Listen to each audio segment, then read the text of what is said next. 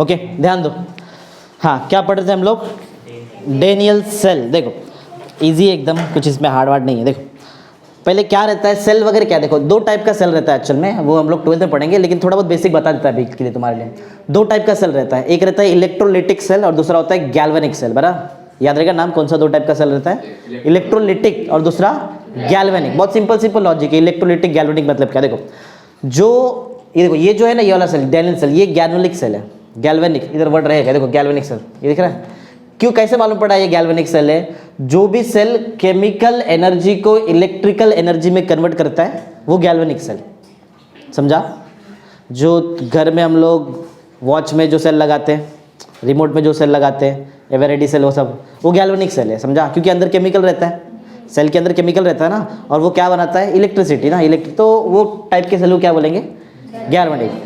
समझा कैसा है? एक और उल्टा सेल भी रहता है, उसमें क्या करते हैं हम लोग? इलेक्ट्रिकल एनर्जी से केमिकल रिएक्शन करते हैं। समझा? वो इलेक्ट्रोलिटिक सेल आएगा, वो अभी तुम्हारे सिलेबस में नहीं है।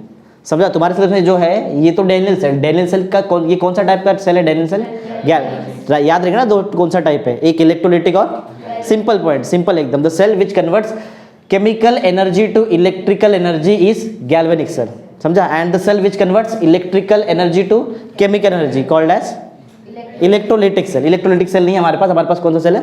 ये बहुत सिंपल सेल। देखो गैल्वेनिक सेल में हम लोग ये जो सेल यूज किए इसमें दो हाफ सेल है, टू हाफ सेल। ये दिख रहा है, यहाँ पे एक सेल और यहाँ पे एक सेल है, दो सेल है, ये सेल है। बराबर? क्या क्या है इसमें जरा ध्यान दो। ये ब्लू कलर से दिखाई दे रहा है तुमको, ब्लू कलर का, उसको बोलते हैं इलेक्ट्रोड। इलेक्ट्रोड मालूम है क्या रहता है? एवरेडी सेल को जब तोड़ेंगे ना तो अंदर एक ग्राफाइट का इलेक्ट्रोड मिलता है। कभी तोड़ा है क्या उसको? थोड़ा अंदर एक इलेक्ट्रोड मिलता है ब्लैक कलर का, वैसा। तो एक यहाँ पे इलेक्ट्रोड यूज किया है। इलेक्ट्रोड देखो कौन से मटेरियल से बना है, किसका है? जिंक का इलेक्ट्रोड है। समझा? जिंक का इलेक्ट्रोड है। देखो ये जो डेनियल सेल एक स्पेशल टाइप का सेल है। इसमें होता है क्या है, जिसका इलेक्ट्रोड है, जो मटेरियल का इलेक्ट्रोड है, वो इलेक्ट्रोड को जो सॉल्यूशन में डिप करेंगे ना वही आयन बनना चाहिए। बोलने का मतलब क्या है? इलेक्ट्रोड देखो कौन सा इलेक्ट्रोड है? जिंक। जिंक को किसके अंदर डिप कर दिया, कौन से सॉल्यूशन के अंदर? Zinc sulphate. जिंक सल्फेट जब टूटेगा ना ब्रेक हो जाएगा ऐसा, तो मालूम है क्या बनेगा? Zinc ZnSO4। देखो बता देता हूँ यहाँ पे कैसे होने वाला। देखो ये जो ZnSO4 सॉल्यूशन है ना, ये ZnSO4 एक जस्ट बता रहा है, इसका रिएक्शन नहीं है। ये ब्रेक होता है ऐसा, Zn+2 बनेगा और प्लस SO4-2 ऐसा बनता है। एक्वा स्टेट है वो। समझा? और ये लिक्विड, ये भी एक्वस है, पानी के साथ मिला एक्वस है। समझा क्या हो रहा है? ये ZnSO4 सॉल्यूशन कैसे ब्रेक होता है? Zn+2 और SO। ध्यान दो ये जो आयन है ये किसका आयन है? देखो जिसका इलेक्ट्रोड, जो मटेरियल का इलेक्ट्रोड है उसका ही आयन बना ना वहां पे। जिंक का इलेक्ट्रोड है तो आयन किसका बना? Zn+2। समझा? सेम यहां देखो इलेक्ट्रोड कौन सा यूज किया है? कॉपर ना, कॉपर यूज किया है। और कॉपर इलेक्ट्रोड को डिप किसके अंदर कर दिया है? Copper sulphate solution CuSO4। अगर मैं CuSO4 को ब्रेक करूं, CuSO4, कॉपर भी +2 का ऑक्सीजन स्टेट दिखाता है, मालूम ना? Oxygen state, oxidation number. हाँ, तो अगर ये ब्रेक होगा तो ये कैसे ब्रेक होगा? Cu+2 और प्लस SO4-। ये देखो ये आयन किसका है? ये उसका ही आयन है जिसका इलेक्ट्रोड है। कॉपर का इलेक्ट्रोड Cu का इलेक्ट्रोड है तो कॉपर का आयन मिला। समझा? स्पेशल, क्यों स्पेशल सेल बोलते हैं इसको? इसमें जो इलेक्ट्रोड है उसका ही आयन तुमको अंदर सॉल्यूशन में मिलने वाला है। समझा ना? सिंपल लॉजिक है। तो याद रहेगा डेनियल सेल के अंदर इलेक्ट्रोड कौन सा रहता है? जिंक रहता है ना। जिंक को किसके अंदर डिप करके रखा है हम लोग ने? Zinc sulphate solution. और कॉपर इलेक्ट्रोड को किसके अंदर? Copper sulphate. सिंपल है, 1 मोलार है दोनों। समझा? दोनों कैसा है? कॉन्सेंट्रेशन होता है ना। 1 मोलार मतलब कॉन्सेंट्रेशन, मतलब 1 मोल ऑफ सोल्यूट रहेगा इन 1 लीटर ऑफ सोल्यूशन। मालूम है ना? हाँ, तो उसको बोलते हैं मोलारिटी। मोलारिटी मतलब मोलार। बराबर? तो अभी तक जो बताया समझा है क्या? डेनियल सेल 2 हाफ सेल से बना है। पहला हाफ सेल में कौन सा इलेक्ट्रोड है? जिंक, उसको किसके अंदर डिप करके रखा है? Zinc sulphate. दूसरे हाफ सेल में कौन सा इलेक्ट्रोड है? कॉपर, उसको किसके अंदर डिप करके रखा है? Copper sulphate. सिंपल लॉजिक, कुछ हार्ड नहीं। बराबर? दो सेल को जो कनेक्ट करता है ना उसको बोलते हैं सॉल्ट ब्रिज। क्या बोलते हैं? ये तुम्हारे सिलेबस में अभी कुछ नहीं है, जस्ट ऐसे थोड़ा सा दिया था, मैं थोड़ा डिटेल में लिखा है यहाँ। याद रखो, दो सेल को जो कनेक्ट करते हैं, 12th में आएगा तो तभी तुमको याद होना चाहिए सॉल्ट ब्रिज क्या है। दो हाफ सेल को जो कनेक्ट करता है उसको क्या बोलते हैं हम लोग? Salt bridge. बराबर? ये अगार जेल से बनता है, तो बायो में पढ़ा रहेगा ना, अगार बताया सर ने। बराबर?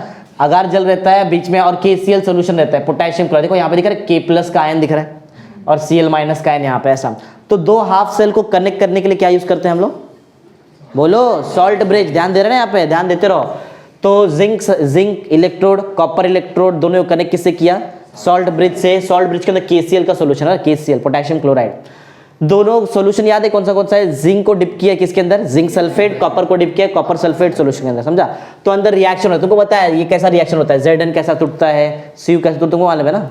ठीक है, देखो जो जिंक है ना, याद रखो एक सेल के अंदर दो टाइप का इलेक्ट्रोड रहता है, एक रहता है एनोड और दूसरा कैथोड, याद रहेगा। एक सेल के अंदर दो टाइप का इलेक्ट्रोड रहता है, एक रहता है एनोड और दूसरा, चलो शॉर्टकट सिखा दे, जरा ध्यान दो। देखो ये कौन सा टाइप का सेल है? गैल्वेनिक। फ्यूचर में कभी मैं तुमको 12th में कभी गैल्वेनिक सेल बताऊं तो उसमें हमेशा जो एनोड रहेगा ना, एनोड उसको हमेशा नेगेटिव लो। एनोड क्या रहेगा? हमेशा नेगेटिव। और जो जिसको मैं कैथोड बोलूं वो हमेशा क्या रहेगा? ये सिर्फ गैल्वेनिक सेल के लिए।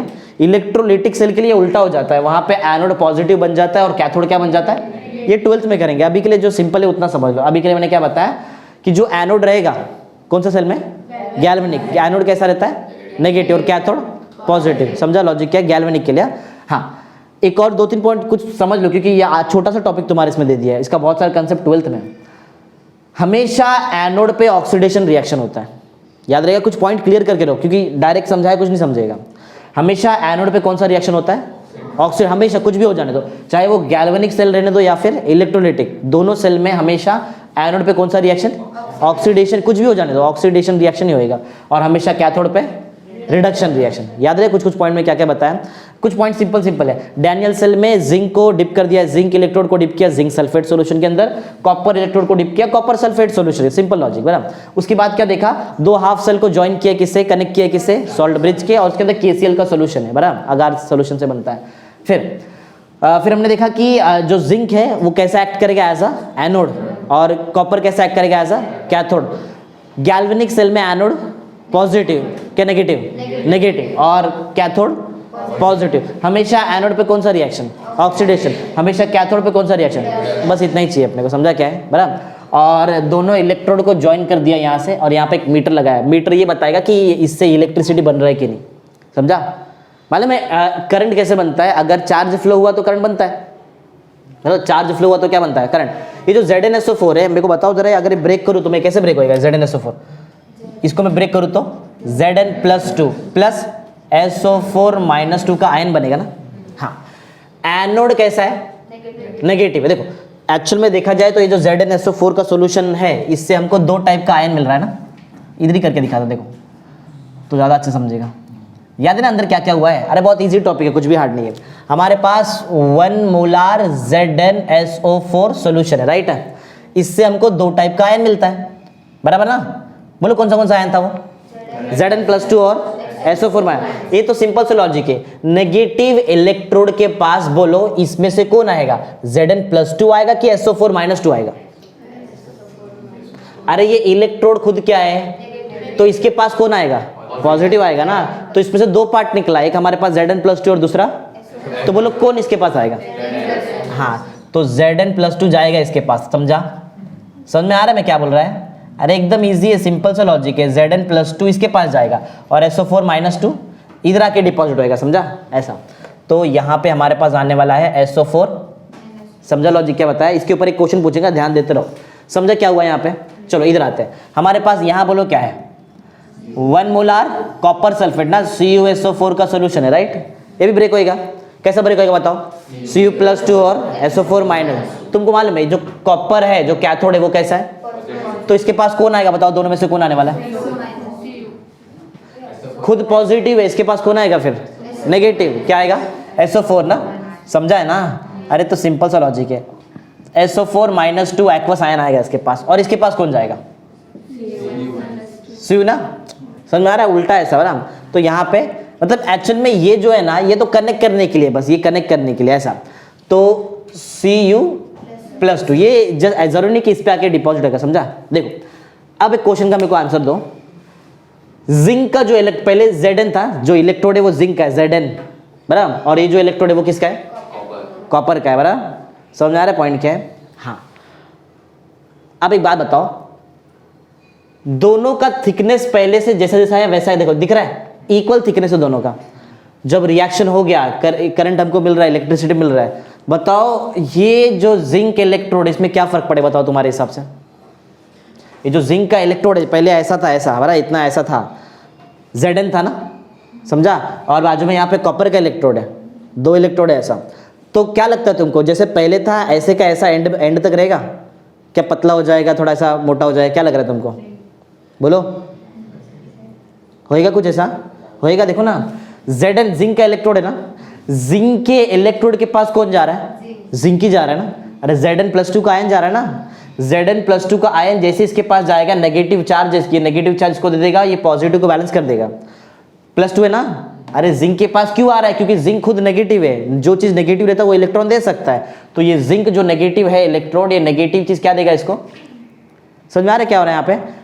तो ऐसा करते करते क्या ये जिंक दिख रहा है ऐसा मोटा वगैरह हो सकता है ना, समझा पॉइंट क्या है। चलो वो हमारा टॉपिक नहीं है, वैसे हमारा लॉजिक क्या है, देखो क्या लगता है तुमको ऐसे होता रहेगा जो बताया मैंने तुमको, बोलो समझ में आ रहा है मैं क्या बोल रहा है। अरे जो ZnSO4 का सॉल्यूशन है ये इसके पास जिंक जाएगा क्या SO4 जाएगा, क्या लग रहा था तुमको, जिंक जाएगा, जिंक जाएगा क्या SO4 जाएगा, क्योंकि वो नेगेटिव है।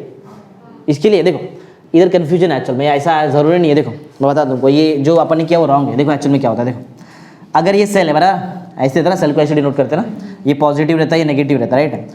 अगर मैं यहाँ पे कोई इलेक्ट्रोड कनेक्ट कर दूँ ऐसा इधर कोई, और यहाँ पे एक इलेक्ट्रोड कोई ऐसा कनेक्ट कर दूँ मैं, बराबर ऐसा कुछ, ये पॉजिटिव है तो ये पूरा इलेक्ट्रोड अपने आप पॉजिटिव बन जाएगा, समझा समझा, और ये नेगेटिव है तो ये क्या हो जाएगा अपने आप पूरे के ऊपर नेगेटिव चार्ज आएगा, बराबर। फिर अंदर से जो सोल्यूशन है जो भी पॉजिटिव है, जैसे कि समझो Zn+2 है, Zn+2 तो वो इसके पास जाएगा क्योंकि नेगेटिव चार्ज उसको वहाँ मिलेगा ना, और जो SO4 था -2 वो इधर आ जाएगा क्योंकि माइनस हमेशा प्लस के पास जाता है। लेकिन ऐसा कुछ हो रहा है क्या इधर, पहली बात हमारे पास सेल नहीं लगा है, ये उल्टा है ना। अरे ये इलेक्ट्रोलिटिक सेल है, इलेक्ट्रिसिटी से केमिकल रिएक्शन कर रहे हैं हम लोग, समझा। तो इधर डिसाइड करना इजी है, ये जो इधर किया ना ऐसा नहीं होगा। देखो इधर क्या होता है बता दो, देखो कंटेंट अपना राइट है, जो हमने किया वो एकदम प्रॉपर है, बाकी यहाँ पे हो क्या रहा है वो थोड़ा डिटेल में करने के लिए तो तुमको थोड़ा बहुत कंफ्यूज होना पड़ेगा। देखो क्या हो रहा है, जो सोल्यूशन है एसिड उसमें कोई प्रॉब्लम नहीं है। यहाँ पे 1 मोलर कॉपर सल्फेट का सोल्यूशन, यहाँ पे 1 मोलर हमारे पास क्या था, जिंक सल्फेट ना। ये सेल और वो वाले सेल में बहुत फर्क है, इधर क्लियर मालूम पड़ता है कौन किधर जाएगा, समझा, क्योंकि सेल कनेक्ट है ना तो पॉजिटिव नेगेटिव मालूम पड़ जाता है। इधर सेल है क्या तुम्हारे पास, बताओ किधर, ये सेल है क्या है, ये मीटर है वो चेक करने के लिए, डिटेक्ट करने के लिए करंट आ रहा है कि नहीं आ रहा है। देखो क्या होता है एक्चुअल में, क्या हुआ है सुनो, जो जैसा हो रहा होगा ऐसा नहीं होता। देखो क्या हो रहा है यहाँ पे, ये नेगेटिव है ना, वो समझा ये नेगेटिव कैसा बना था, नेगेटिव को अटैच था तो नेगेटिव हुआ ना, इधर ऐसा कुछ अटैचमेंट नहीं है। ये मालूम है नेगेटिव क्यों बना, उसका रीजन बताता हूँ मैं देखो। उसका रीजन ये है कि ये जो नेगेटिव है, नेगेटिव इसलिए बना है क्योंकि ये इलेक्ट्रोड के पास अंदर से कोई तो नेगेटिव स्पीशीज आया है तभी जाके वो नेगेटिव बना है, समझा, ये राइट आंसर है। समझो नेगेटिव क्यों बना, इधर रीजन में पर नेगेटिव कैसे बना, इधर का रीजन क्या रहेगा, ये सेम इधर नहीं हो सकता, इधर सेल ही नहीं है किधर भी, समझा। इधर हम लोग केमिकल से इलेक्ट्रिसिटी बना रहे हैं ना, ऐसा है। तो अंदर से कोई तो नेगेटिव स्पीशीज इसके पास आया है तब जाके वो नेगेटिव बना है, याद रहेगा लॉजिक क्या है, समझा क्या, क्योंकि वो चीज़ तुमको वहाँ पे लगेगा, इसके लिए ध्यान से समझो। अंदर से कोई तो चीज़, कोई तो स्पीशीज यहाँ पे आया रहेगा और क्या बना है बताओ, यहाँ से यहाँ पे देखो। अब एक चीज़ बताओ, क्या बताया मैंने, एनोड पे, ये जो हमेशा एनोड पे कौन सा रिएक्शन होता है, ऑक्सीडेशन होएगा ना, एनोड पे हमेशा ऑक्सीडेशन रिएक्शन होएगा। अच्छा चलो, ऑक्सीडेशन का मतलब क्या, क्या बताया था मैंने तुमको, loss of electron, loss of electron. देखो हमेशा एनोड पे क्या होने वाला है, इलेक्ट्रॉन का लॉस होएगा, इलेक्ट्रॉन का लॉस। देखो इलेक्ट्रॉन का लॉस कैसे होएगा, सुनो। अब बताओ जरा इसमें से इलेक्ट्रॉन का लॉस कौन कर सकता है, ये Zn था, इसमें जो टूटा है वो अभी मत देखो, कोई डिपॉजिट छोड़ो उसमें कंफ्यूजन हो जाएंगे। इधर जो दो चीज टूटा था, बोलो क्या क्या मिला था हमको, Zn+2 का आयन मिला था और SO4 हमको क्लियर मालूम है ये एनोड है, एनोड पे ऑक्सीडेशन रिएक्शन ही होता है, समझा।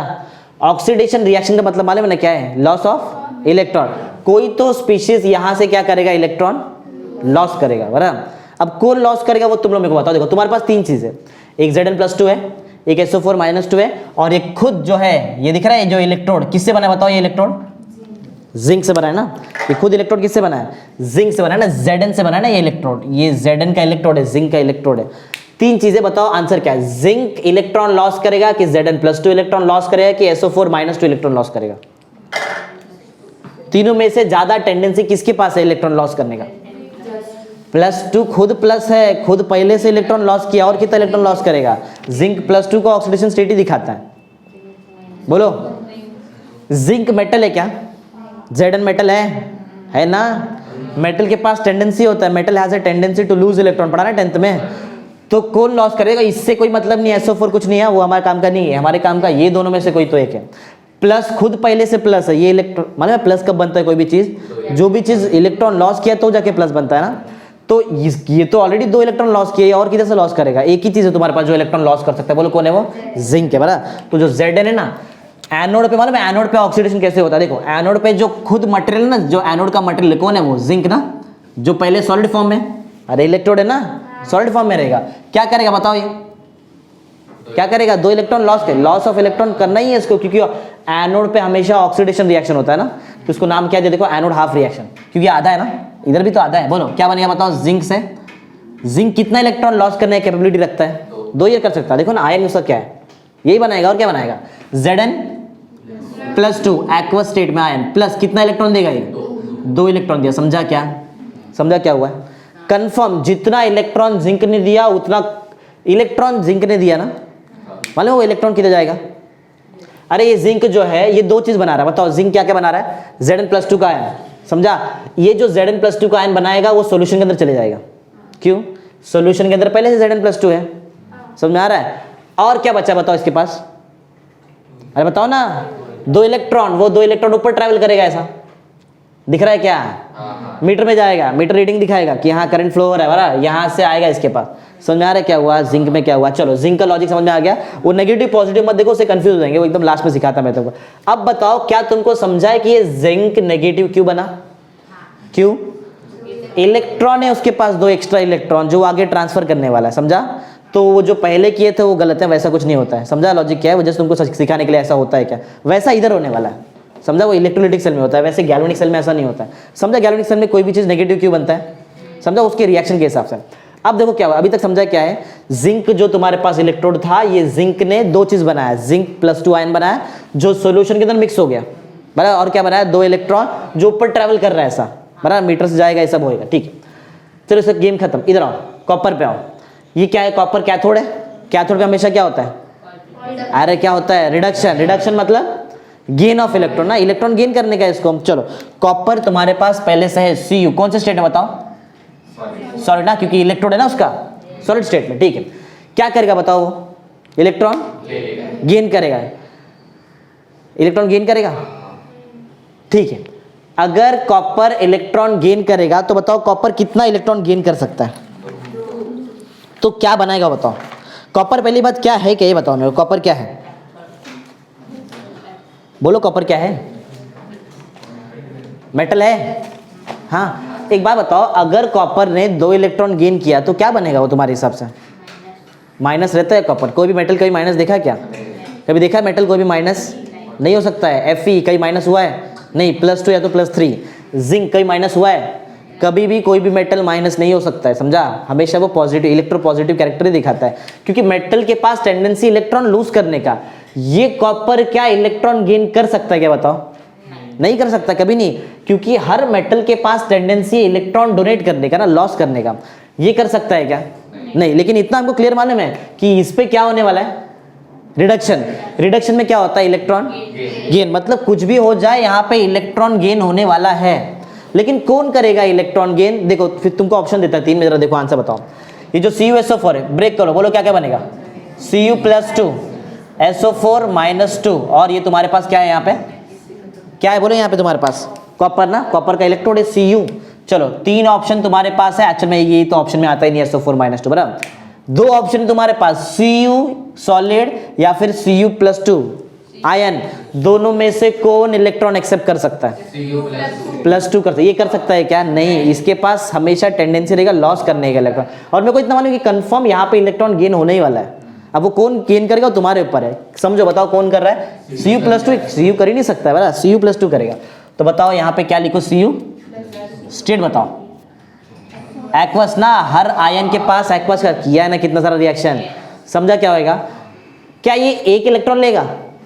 2 लेगा। क्यों? देखो क्या कंपेरिजन देखो जरा, जिंक था, क्या क्या बनाया Zn+2 जो सॉल्यूशन में है, मैच हुआ, समझा क्या, और 2 इलेक्ट्रॉन ऊपर गया। फिर ये कॉपर है यहाँ पे, ये क्या करेगा, ये खुद तो कुछ नहीं करेगा, लेकिन इसका जो +2 वाला आयन है इधर आएगा और वो क्या करेगा, ऊपर से 2 इलेक्ट्रॉन ले लेगा ना। Cu+2 वाला आयन को कितना इलेक्ट्रॉन चाहिए, 2, और 2 आ रहा है ना बराबर वायर से, देखो ना 2 इलेक्ट्रॉन आ रहा है, तो Cu+2 वाला जो आयन है ये 2 इलेक्ट्रॉन को ले लेगा और बोलो क्या बनाएगा, Cu बना देगा। कॉपर सॉलिड ना, सॉलिड ना बन गया ना, प्लस ना, अरे फ्री स्टेट में हमेशा ऐसा रहता है ना, सॉलिड फॉर्म में रहता है। चलो अब मेरे को एक क्वेश्चन का आंसर दो, जिंक इलेक्ट्रोड और कॉपर इलेक्ट्रोड समझो दोनों लगाया तुम लोगों ने, समझो कुछ टाइम बहुत ये रिएक्शन वगैरह कंप्लीट हुआ, पूरा का पूरा इलेक्ट्रॉन वगैरह ट्रांसफर हुआ, कौन सा इलेक्ट्रोड का खत्म होने का चांस है और कौन सा इलेक्ट्रोड का थिकनेस बढ़ने का चांस है, कौन सा इलेक्ट्रोड एकदम पतला हो जाएगा, कौन सा इलेक्ट्रोड बढ़ जाएगा, ऐसा बताओ क्या होगा। जिंक वाला इलेक्ट्रोड खत्म हो जाएगा, वैनिश हो जाएगा, क्या बढ़ जाएगा, खत्म हो जाएगा। ये कैसे मालूम है, जिंक इलेक्ट्रोड क्या क्या बना रहा है, अरे पहले सॉलिड है ना, सॉलिड से क्या क्या बनाया, 2 इलेक्ट्रॉन गया ऊपर, और क्या बनाया, जिंक आयन, एक्वस स्टेट में ना +2 का आयन, एक्वस मतलब पानी के इधर जो सॉल्यूशन मिक्स हो जाएगा ना धीरे धीरे, नहीं समझ में आ रहा है। अरे जिंक वाला जो है इलेक्ट्रोड, ये 2 इलेक्ट्रॉन बनाया ऊपर गया, और जो आयन बनाएगा Zn+2 का आयन, वो सॉल्यूशन मिक्स होएगा ना, क्योंकि वो एक्वस फॉर्म में, समझा। सेम जो Cu+2 का आयन यहाँ पे है, ये क्या करेगा, ऊपर का 2 इलेक्ट्रॉन लेगा और क्या बन जाएगा, कॉपर, और पहले से कॉपर है, कॉपर पे और कॉपर आएगा ना ऐसा, तो इसका थिकनेस बढ़ जाएगा ना, समझा। तो ये रिएक्शन होने के बाद तुमको जिंक का इलेक्ट्रोड को रिप्लेस करना पड़ेगा, वापस नया जिंक का इलेक्ट्रोड डालना पड़ेगा, समझा। रीजन क्या है उसका, क्योंकि वो खत्म हो जाएगा थोड़ी देर बाद, वैनिश हो जाएगा, समझा ना क्या रीजन है, समझा। हर एक चीज के ऊपर समझा, इलेक्ट्रॉन कैसे ट्रांसफर हुआ, करंट देखो, चार्ज फ्लो हुआ, क्या बताओ, हुआ ना, तो करंट आया, समझा। Rate of flow of charge is called current. तो ये मीटर तुमको ऐसा डिफ्लेक्शन दिखाएगा कांटे से, समझा, उसको जो पॉइंटर है वो तुमको डिफ्लेक्शन दिखाएगा, समझा। डेनियल सेल कैसे काम करता है, बोलो। चलो नेट सेल रिएक्शन, नेट ये समझा, इसको बोलते हैं ऑक्सीडेशन हाफ रिएक्शन, या तो एनोड हाफ रिएक्शन, क्योंकि एनोड पे हमेशा ऑक्सीडेशन होता है।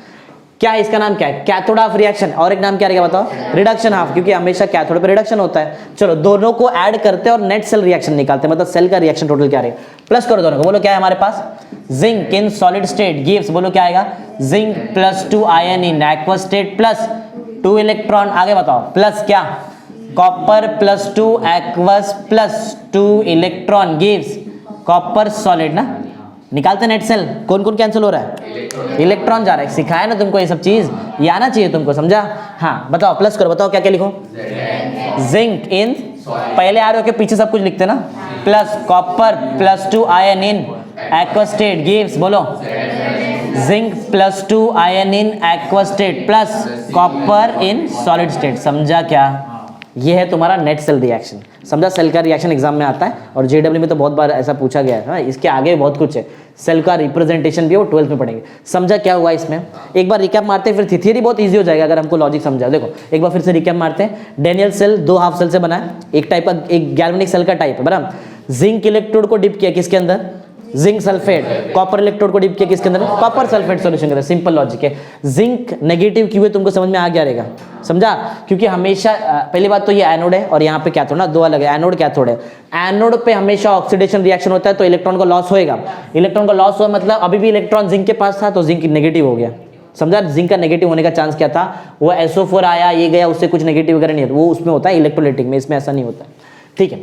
फिर कॉपर यहाँ पे था बराबर, कॉपर के इसमें Cu+2 आयन इसके सामने आया और यहाँ का 2 इलेक्ट्रॉन ले लिया, कॉपर डिपॉजिट हो गया, समझा लॉजिक क्या हुआ। बीच में कौन सा ये ब्रिज है, क्या बोलते हैं, सॉल्ट ब्रिज। ये क्या, इसका काम क्या है, 2 हाफ सेल को कनेक्ट करता है, समझा, इलेक्ट्रिकली कनेक्ट करता है, समझा। इसमें से कोई भी आयन इसके अंदर से जाके यहाँ पे नहीं आ सकता, इधर से कोई भी आयन यहाँ से जाके यहाँ से नहीं आ सकता है, समझा लॉजिक क्या है।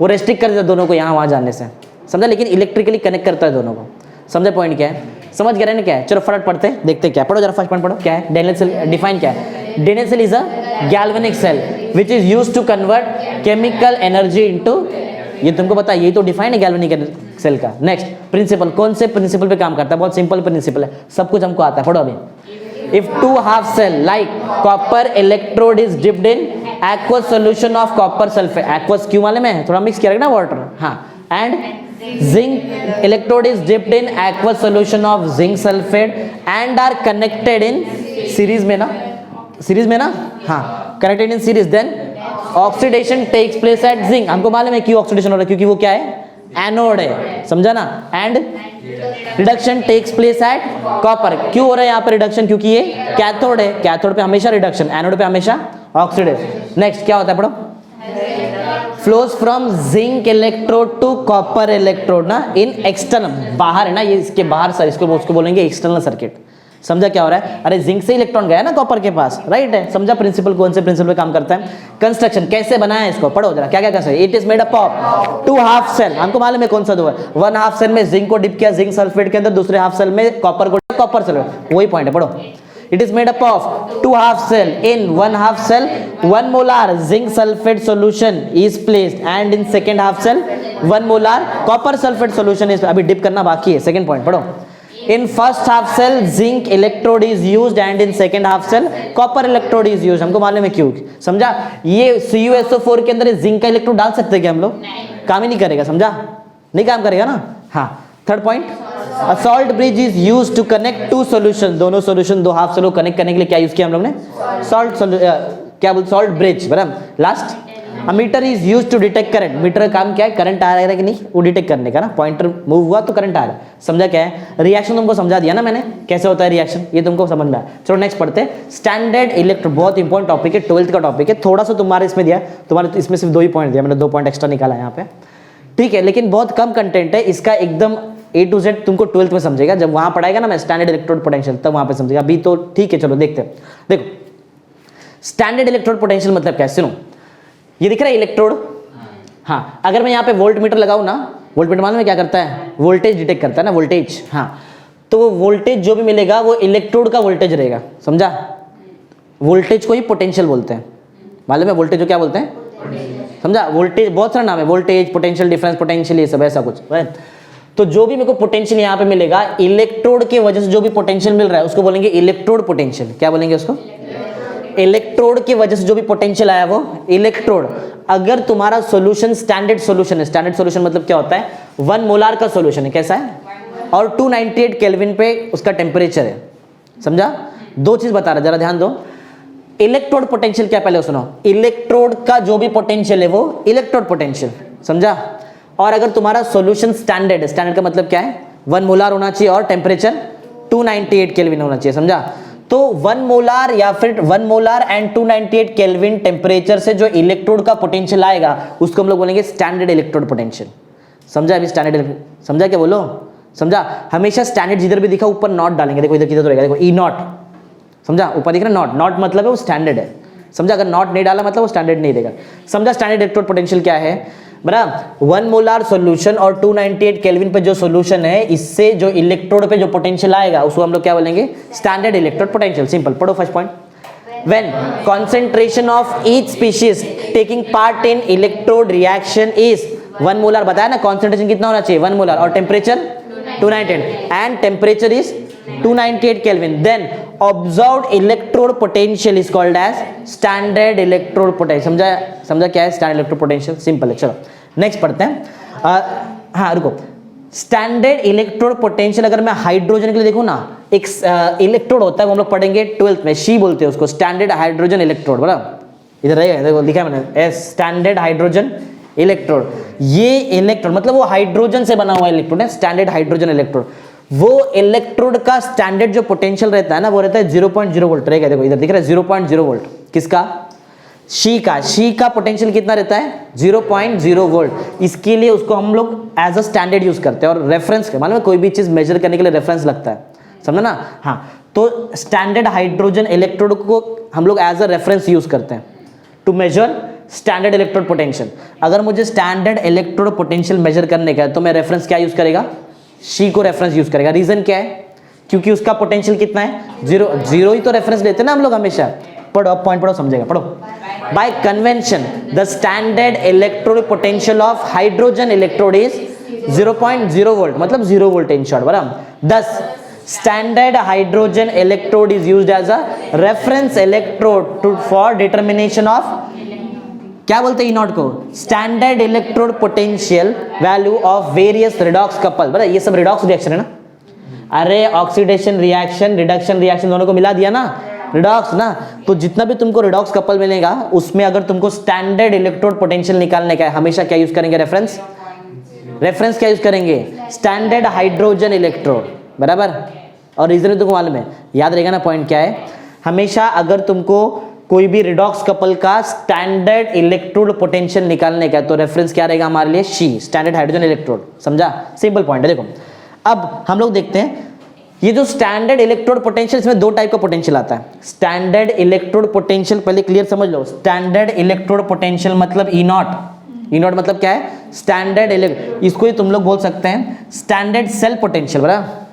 स्टैंड सेल के लिए, टोटल सेल के लिए रहता है, समझा? ये इसमें दो टाइप आता है, एक रहता है ई नॉट ओ एक्स और एक रहता है ई नॉट रेड। समझा क्या ये? अरे स्टैंडर्ड ये जो पोटेंशियल तुम्हारा, बराबर, स्टैंडर्ड इलेक्ट्रोड पोटेंशियल ये दो चीज से बना है, standard oxidation potential and standard reduction potential. समझा? अब पढ़ते हैं स्टैंडर्ड ऑक्सीडेशन पोटेंशियल क्या है और स्टैंडर्ड रिडक्शन क्या है। सिंपल लॉजिक है, वही है। स्टैंडर्ड ऑक्सीडेशन मतलब इधर होएगा ना और स्टैंडर्ड रिडक्शन इधर रहेगा। कंडीशन चाहिए, अंदर का सॉल्यूशन कैसा होना चाहिए? कॉन्सेंट्रेशन, बोलो ना, कितना होना चाहिए इसका? कॉन्सेंट्रेशन कितना होना चाहिए सॉल्यूशन का? 1 मोलार। और इसका टेम्परेचर कितना होना चाहिए? 298। वही है, यहाँ पे जो पोटेंशियल आएगा उसको हम लोग बोलेंगे स्टैंडर्ड ऑक्सीडेशन पोटेंशियल, क्योंकि ऑक्सीडेशन प्रोसेस में देख रहे हैं हम लोग। और वही अगर मैं रिडक्शन प्रोसेस में देखूं और मेरा सॉल्यूशन का कॉन्सेंट्रेशन 1 मोलार है और यहाँ का टेम्परेचर 298 केल्विन है, तो रिडक्शन प्रोसेस में जो भी पोटेंशियल आएगा उसको हम लोग क्या बोलेंगे? Standard reduction. अरे सिंपल है, ऑक्सीडेशन प्रोसेस में जो स्टैंडर्ड पोटेंशियल उसका नाम standard oxidation potential. Reduction process में जो पोटेंशियल का नाम रहेगा उसको क्या बोलेंगे हम लोग? Standard reduction. ध्यान देते रहो, सो मत। समझा पॉइंट क्या है? पढ़ो जरा, पढ़ो पॉइंट क्या है। The potential develop on electrode due to, याद रहेगा, ऑक्सीडेशन प्रोसेस से जो यहाँ पे पोटेंशियल डेवलप होएगा इलेक्ट्रोड पे। आगे, when electrode is dipped in the electrolyte. एक मिनट रुको, इलेक्ट्रोड को तुम लोग सिर्फ वही इलेक्ट्रोलाइट में डिप कर सकते जहां पे उसका करस्पॉन्डिंग आयन बनता है। समझा क्या? ये इलेक्ट्रोड को तुम लोग सिर्फ उसी सॉल्यूशन में डिप कर सकते हैं जहां पे उसका क्या मिलना चाहिए तुमको? करस्पॉन्डिंग आयन, तो ही चलेगा, नहीं तो काम नहीं होने वाला है। समझा? पढ़ो, कहां थे हम लोग? फिर से पढ़ो जाएगा, पढ़ो। The potential develop at electrode, समझा, due to oxidation process when it is dip in the solution electrolyte solution containing its corresponding ion. समझा? उसका करस्पॉन्डिंग आयन होना चाहिए। कॉन्सेंट्रेशन कितना होना चाहिए? 1 मोलार और टेम्परेचर 2, वो लिखा रहेगा, पढ़ो। Of its corresponding ion at 1 molar concentration and 298 Kelvin temperature is called as standard oxidation. Easy है, बोल के दिखाओ एक बार जरा, ध्यान देखो। The potential developed at electrode, electrode पे डेवलप हो रहा है ना potential. The potential developed at electrode, right, in कौन सा प्रोसेस? अरे अब प्रोसेस कौन सा है? ऑक्सीडेशन ना। तुम लोग ऑक्सीडेशन देख रहे हैं ना, ई ऑक्स देख रहे हैं ना, ई नॉट ऑक्स। तो the potential developed at electrode in oxidation process when it is dipped in the solution containing, या फिर बोल सकते हैं when it is dipped in the electrolyte solution containing its corresponding ion, right, at 1 molar concentration and 298 Kelvin temperature, right, then that potential is called as standard oxidation potential. समझा? बोलो जरा, बताओ क्या था? The potential developed at electrode in कौन सा process? Oxidation process when it is dipped in solution या फिर electrolyte solution containing its, बोलो ना कौन सा ion? Corresponding ion at 1 molar concentration and 298 Kelvin temperature, then that potential is called as standard oxidation potential. समझा क्या? Reduction बोलता है, रिडक्शन सुनो फिर बोलने का, ध्यान दो। देखो, the potential developed at electrode, इधर भी इलेक्ट्रोड पे आएगा ना पोटेंशियल, लेकिन प्रोसेस कौन सा है? रिडक्शन। इधर कौन सा प्रोसेस था? सिंपल, सेम पूरा कंटेंट वही, जरा ध्यान दो। The potential developed at electrode, right है, in reduction process when it is dipped in the solution containing its corresponding, अरे बोलो तो, corresponding ion at 1 molar concentration and 298 Kelvin temperature, then that potential is called as standard reduction potential. Denote किससे करेंगे? E not red, समझा ना, और standard oxidation में E not OX, समझा ना, इजी है। याद रखो, जो आयुपैक है ना, आयुपैक, वो बोलता है कि स्टैंडर्ड ऑक्सीडेशन पोटेंशियल बहुत रेयरली यूज करो, हमेशा यूज करो स्टैंडर्ड रिडक्शन पोटेंशियल जो होता है माइनस ऑफ ई रेड। समझा? उल्टा रहता है इसका। अरे जब ये 2 इलेक्ट्रॉन दिया तो इसने लिया ना, ये दे रहा है इलेक्ट्रॉन, ये ले रहा है, उल्टा हो गया ना पूरा, यही है ना उल्टा, और क्या चीज़ है बड़ा? हमेशा याद रखो स्टैंडर्ड इलेक्ट्रोड पोटेंशियल में, देखो मैं तुमको डेरिवेशन ही करा देता हूं, यहाँ पे ध्यान दो, 12th में एक डेरिवेशन है। अगर तुमको ई नॉट सेल निकालने का है, ई नॉट सेल समझ में आता है, ई नॉट सेल मतलब ई नॉट, समझा क्या? स्टैंडर्ड इलेक्ट्रोड पोटेंशियल को हम लोग बोलते हैं स्टैंडर्ड सेल पोटेंशियल, एक ही चीज़ है। ये बना किससे बताओ? ई नॉट किससे बना है? दो चीज से बना है, कौन कौन है बताओ? वो ई नॉट ऑक्सीडेशन ना, standard oxidation potential plus standard reduction potential. IUPAC क्या बोलता है, क्या यूज करने का? हमेशा रिडक्शन ही यूज करने का, समझा? तो सिंपल सा लॉजिक है, हमको मालूम है कि जो स्टैंडर्ड ऑक्सीडेशन पोटेंशियल ये उल्टा है ना किसका? Standard reduction potential. तो ई नॉट ऑक्सीडेशन में क्या लिख सकता है? ई नॉट रेड ना, लिखो इसके बोलो क्या आएगा? ई नॉट जो स्टैंडर्ड सेल पोटेंशियल या फिर स्टैंडर्ड इलेक्ट्रोड पोटेंशियल, इसका आंसर बताओ, हटाओ जरा इसको, minus of E not red. इसको कैंसिल मत कर देना, वो अलग अलग रहेगा, उससे अलग अलग से आएगा, प्लस क्या आएगा? ई न, मतलब बोलने का मतलब मेरा सिर्फ इतना है कि हमेशा रिडक्शन में ही रहो, रिडक्शन ही यूज करो, क्योंकि आगे हमको सम भी सॉल्व करने का है, याद रहेगा। तो सिंपल सा लॉजिक ये मेन फॉर्मूला ये है, ये मेन फॉर्मूला, समझा? लेकिन इसको उल्टा करने का याद रखो, ऑक्सीडेशन को हमेशा उल्टा करने का, किसके फॉर्म में करने का? रिडक्शन। मतलब एक तुमको उल्टा करना पड़ेगा कैसे भी करके, और हमेशा स्टैंडर्ड इलेक्ट्रोड पोटेंशियल निकालने के लिए ऑक्सीडेशन यूज करेंगे कि रिडक्शन यूज करेंगे? रिडक्शन, हमेशा याद रखो, समझा ना पॉइंट क्या है? ये इतना तुम्हारे टेक्स्ट में इतना डिटेल में नहीं दिया है, वो बाद में देखेंगे हम लोग 12th में। हाँ, तो अभी तक मैं तुमको समझा दिया ना ई नॉट ऑक्स का डिफाइन और ई नॉट रेड, और ये भी तुमको सिखाया क्या है, अरे बताया ना अभी। ई नॉट ऑक्सीडेशन जो रहता है वो हमेशा ई नॉट रिडक्शन का अपोजिट रहता है, समझा कि क्या निकालते हैं? स्टैंडर्ड इलेक्ट्रोड पोटेंशियल कैसे निकालते हैं? बहुत इजी है। स्टैंडर्ड इलेक्ट्रोड पोटेंशियल याद है किसका रहता है? स्पीशीज का रहेगा, समझा ना? इलेक्ट्रोड जिसमें 1 मोलार का कॉन्सेंट्रेशन होना चाहिए और 298 केल्विन का टेम्परेचर रहना चाहिए, राइट, समझा ना? और कन्वेंशन के हिसाब से हम लोग स्टैंडर्ड इलेक्ट्रोड पोटेंशियल के लिए जो ये निकालना है, अगर समझो कोई भी चीज का मुझे स्टैंडर्ड इलेक्ट्रोड पोटेंशियल निकालना है, तो क्या रेफरेंस यूज करेंगे? शी को यूज करेंगे, स्टैंडर्ड हाइड्रोजन इलेक्ट्रोड। रीजन क्या उसका यूज करने का? क्योंकि उसका पोटेंशियल कितना होता है? 0.0 वोल्ट। और स्टैंडर्ड ऑक्सीडेशन पोटेंशियल का डिफाइन समझा दिया, स्टैंडर्ड रिडक्शन पोटेंशियल का भी डिफाइन समझा, रिलेशन समझा, दोनों का क्या रिलेशन है वो भी, चलो ठीक है। इसका सिग्निफिकेंस क्या है वो देखते हैं, मतलब इससे क्या मालूम पड़ता है, समझा? क्या है, क्या पढ़ रहा हूँ? Significance of E naught value. E naught value, E not समझ में आता है क्या है? क्या बोलते हैं बताओ? तुम्हारे सिलेबस में ई नॉट का मतलब क्या है? Standard electrode potential.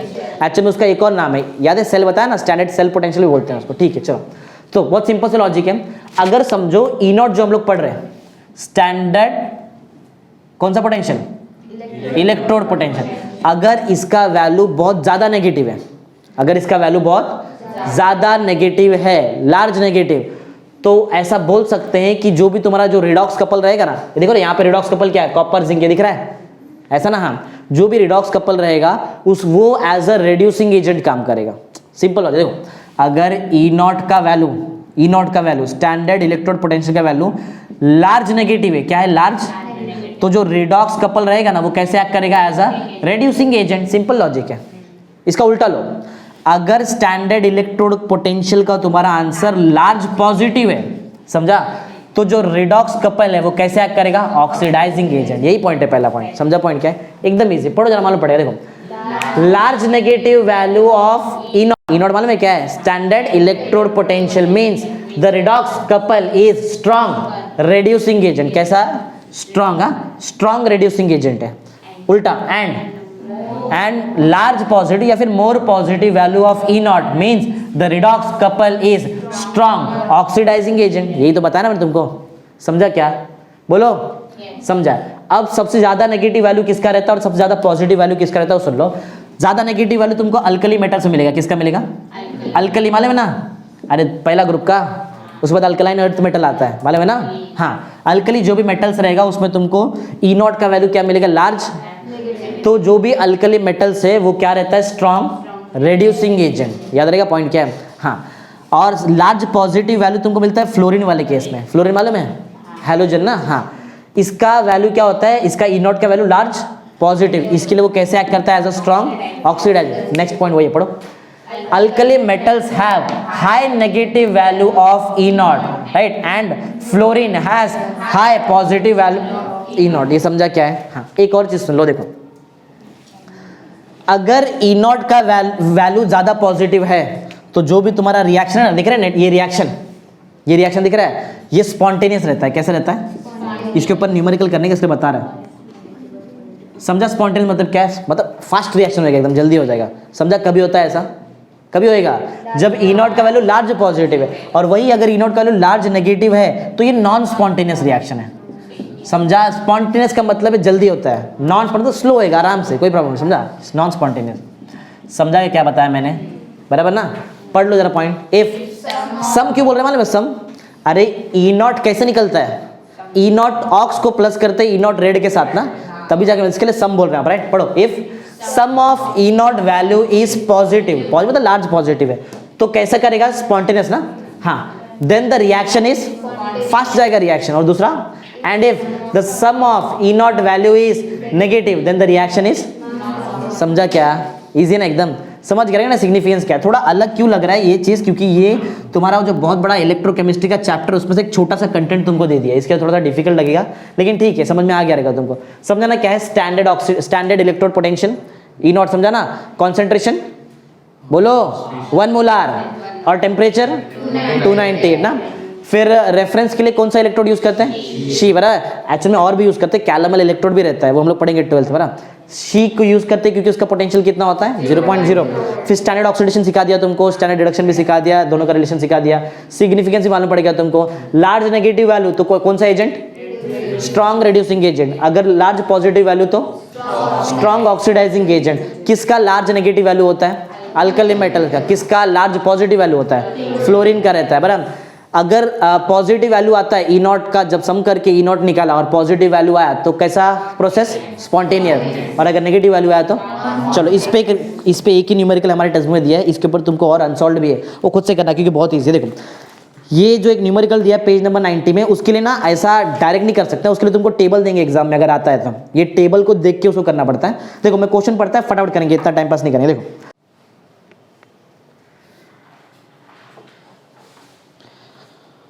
ओके, तो कुछ हम न्यूमेरिकल सॉल्व करते हैं।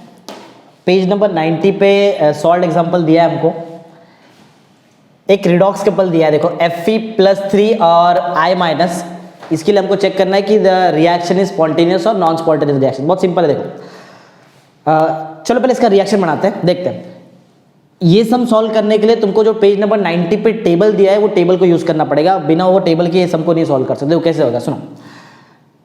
एक जो रिएक्शन रहेगा इसमें एक ऑक्सीडेशन रिएक्शन रहने वाला है और एक रिडक्शन रहेगा, दोनों मिलकर रिडॉक्स बनने वाला है। देखो तो इसमें से पहले हमको चेक करना पड़ेगा ऑक्सीडेशन रिएक्शन कौन कर सकता है। ऑक्सीडेशन रिएक्शन वही स्पीशीज कर सकता है जो इलेक्ट्रॉन डोनेट कर सकता है, और इलेक्ट्रॉन डोनेट वही कर सकता है जिसके पास ज़्यादा इलेक्ट्रॉन है।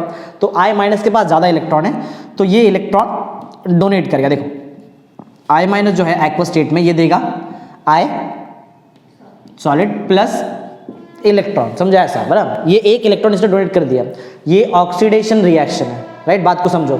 लेकिन जो तुम्हारा जो टेबल दिया है पेज नंबर 90 में, उसमें हर एक रिएक्शन रिडक्शन रिएक्शन है, और हर एक जो पोटेंशियल दिया है वो रिडक्शन पोटेंशियल दिया है। तो जरा मुझे देख के बताओ इसका जो पोटेंशियल है E0 वो कितना दिया है रिडक्शन में, मतलब रिडक्शन में कितना दिया, मैं उसको ऑक्सीडेशन में कन्वर्ट कर देगा।